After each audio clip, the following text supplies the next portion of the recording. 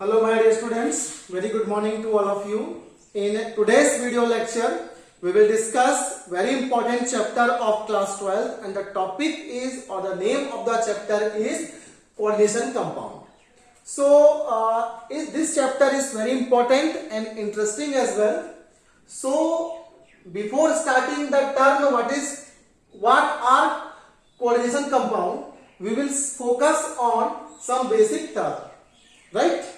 Simple salt, double salt, complex salt, and complex salt is nothing but it is coordination compound. So what are simple salt? Simple salt is the result of neutralization reaction. When an acid and a base reacts together, they form salt. So example is sodium chloride, calcium chloride, magnesium chloride, etc. The very important point for simple salt is ions identified by specific test on dissolving in water. Means we can identify the ions by some important test when we dissolve in the water. Now next is double salt. Double salt exists only in crystal lattice. What are crystal lattice? So students, I would like to focus on our starting days when we just started our first chapter, very first chapter actually, and the chapter is solid state. And on that chapter we discussed about crystal lattice, and crystal lattice is nothing but it is the result of continuing repetition of unit cell in three-dimensional. I think you are understand now much better that what are crystal lattice. So double salt is nothing but double salt exists only in the crystal lattice, and its important point is that it breaks down into its constituent compound on dissolving in the water. So examples are Mohr salt or alum. See here, Mohr salt, it is ferrous ammonium sulfate. Here FeSO4 dot NH4 twice SO4 dot 6H2O. Here FeSO4 is one salt and NH4 twice SO4 is another salt. It is mixture of two salt, right? Here see Al2SO4 whole twice aluminium sulfate, and next is K2SO4 potassium sulfate dot 24H2. What is 6H2O and what is 24H2O? It is nothing but water of crystallization, correct? So important point for double salt is that it is mixture of two simple salt, and next ions do not lose their identity on dissolving in water. This point you must remember. Next, it is important topic and the chapter belongs to this topic only. And next topic is complex salt.